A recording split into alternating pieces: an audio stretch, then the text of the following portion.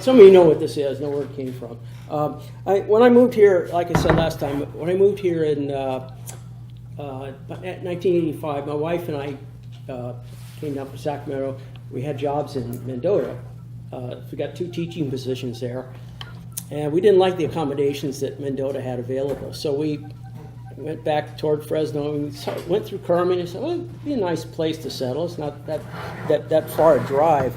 And anyway, we called the real estate office, and it was Shirley Colleen took us around and said, oh, I've got a house that the church wants to rent out. And she drove us up to the what was Beulah Methodist Church at the time, and we fell in love with that. It was great. It was for about $450 rent. We were able to move into the parsonage. At the time, the Healy's had just started the Methodist Church congregations here. Oh, hey, perfect. Well, I wanted to hide behind it, but well, you can still hide behind it. Okay, that's perfect. In the back. Where was I? Oh, I think it came loose enough. Anyway, the Healy's at the time started. They were the ministers. You can see it over. You know what it looks like. I know what it looks like. But they had moved. There were 3 Methodist churches. There was the Beulah Church. We're talking Shields, Madera, the one with the peaked roof. The church here on D Street, and there was a church out in Tranquility. And the Healy's decided, they were co-pastoring it. Vicki was assigned here at the first church, and also the Beulah, and Jim was assigned to the Methodist church out in Tranquility. They wanted to raise their kids there. They had 3 kids. So the parsonage was vacant, so we moved in, and Sharon and I stayed there for 4 or 5 years. It was perfect. We, good rent. They loved having us. They were really concerned about who would move in. Anyway, in the social hall that's behind the church, and some of you have been there, this painting hung on the wall for quite a while, and I finally got curious, and I started asking around. I think it was Millie Savage that told me, well, that's the original church. And so I kind of looked into it, and she gave me a pamphlet from the Ladies Guild that had an explanation of the history. In fact, I got something there for you. I found out, I read on here as T. Cobble. The painting on the back says, I'll read it. Thelma Cobble, January 17th, 1960, not for sale, Beulah United, Evangelical United Brethren Church. And it's dated 1960. Anyway, I kind of looked into it, and I found out that before, well, this became the first church there. Along about 1908, Reverend and Mrs. Lohr, L-O-H-R, moved into the area. Just 2 years? It was 1908, so it's 2 years after it was Colas, became Kerman, and they set up a church. I guess an evangelical church, and they held their services in a tent. They called it the Tabernacle. It was a large circus tent. I think you have a picture of it that you had at the. Yeah. Pictures this large double-peaked white tent, probably there somewhere in the vicinity of Shields and Madera, and they decided to expand and build a permanent structure. So they, for the grand sum of $150, they bought the adjacent property, and they started to raise funds to build that. They wanted a roof over their heads other than a tent. So what the Ladies' Aid Group helped out in fundraising, and what Reverend Lohr did, he decided to raise funds. He wanted to. He proposed that he collect pennies. So he said, I would like to collect a mile of pennies. So the pennies laid, cheek to cheek, out at 16 pennies per foot, he would end up with a grand total of $844.80.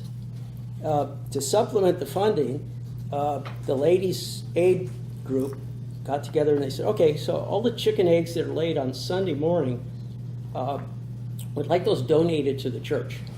So they donated the eggs to the church. Reverend Laura would go around in his little wagon soliciting his pennies. Mrs. Laura would go around in her little wagon selling chicken eggs. And in fact, a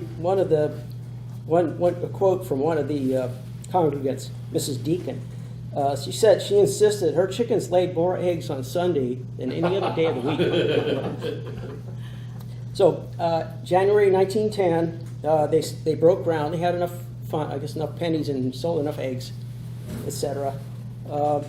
And they broke ground, and first thing is they dug a full-size basement. I think you can turn it a little bit there. They dug a full-size basement and laid a cornerstone, and they began construction on the place. In the cornerstone, by the way, was they placed a donated Bible, a copy of the Kerman News. I didn't know it went back that far. This is 1910. They had a church magazine, a copy of the deed of the property, and $1 silver.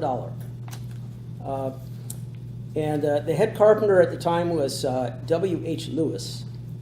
He married Jenny May Lewis, and their daughter, Thelma Lewis, who married Cobble, was the artist that painted this. She painted this as a dedication to her father for doing the leading carpentry work on the structure.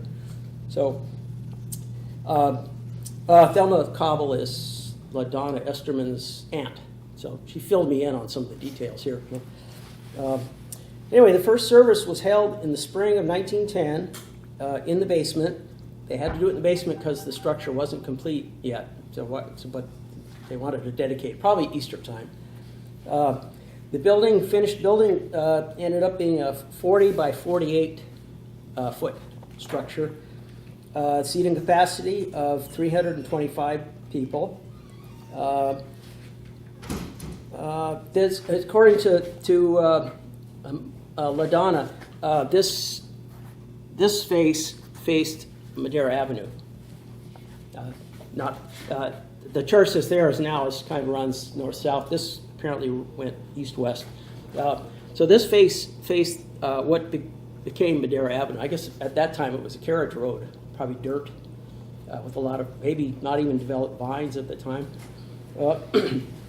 If you look real close, you'll see there's just around the side of the bell tower is a stained glass window. Really interesting point on that. The Lowers had this specially done stained glass panel, probably this, I don't know, a little bigger than the cabinet. So, they had it done for the tidy sum of $27. Madonna figures it cost 100 times that to have something done like that now. The Lowers dedicated that to the church in the name of their daughter, who at 8 years of age died of diphtheria. So I think her name is embedded in the glass because it's still around. And I think the congregation adopted the name of the church.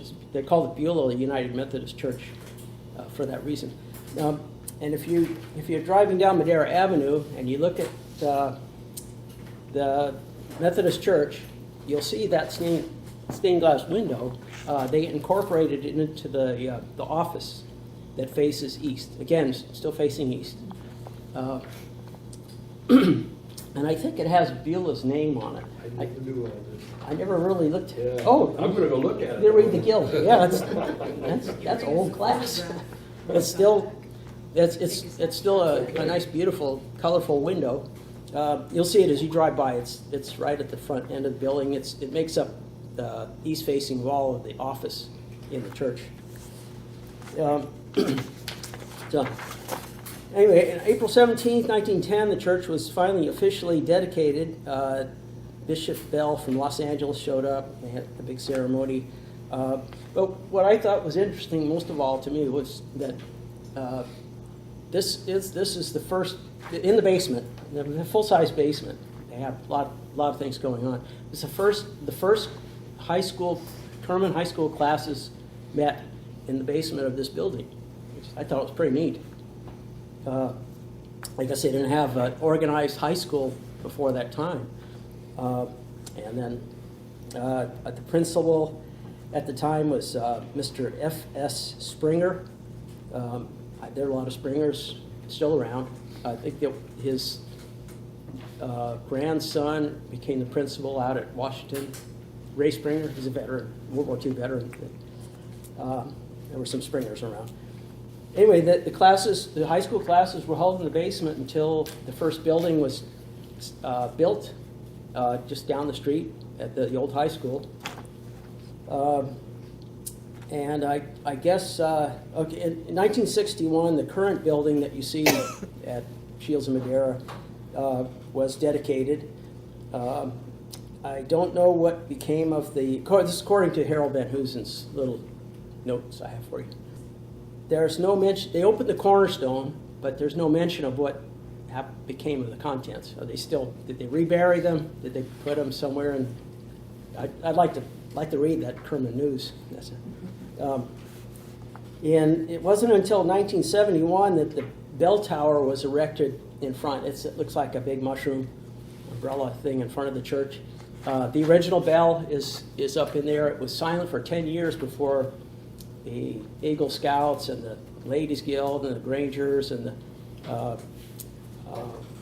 think the VFW all got together. And they got funding to build they put a big pipe in the ground and the bell's there. It's the original bell. And the neighbors in the vicinity were very happy to hear the bell ringing again.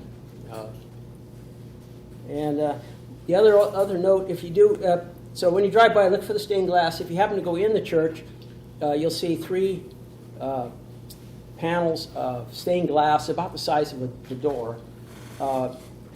It looks like you're looking out through stained glass, but what it was is back a ways, Bob Mitchell, I think it was in the 90s, Bob Mitchell and Matt Abercrombie, etc., maybe Bob Philker,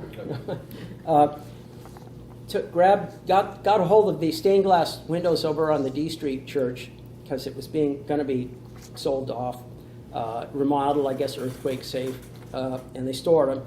And what Bob decided to do was to take those panels and mount them on the wall, the east-facing wall of the church, and backlight them with fluorescent lighting. So it looks like you're looking out at a stained glass window to the outside.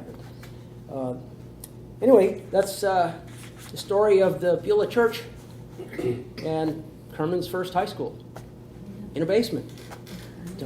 What year was that started? The high school there? 1910, November 10th. Gene, is that right? Did You go to school there did then, you go to Gene? Gene down there? Did you go to high Yeah, school? I was valedictorian. In the basement? Yeah, I thought maybe somebody No, had played in didn't the John basement. Mock? Didn't John Mock? They were out here for many years. Oh, yeah, he was the scout leader there at the church. Yeah, they had the scout house they built. Mhm. But I don't know how long it was out here. Real steep on it.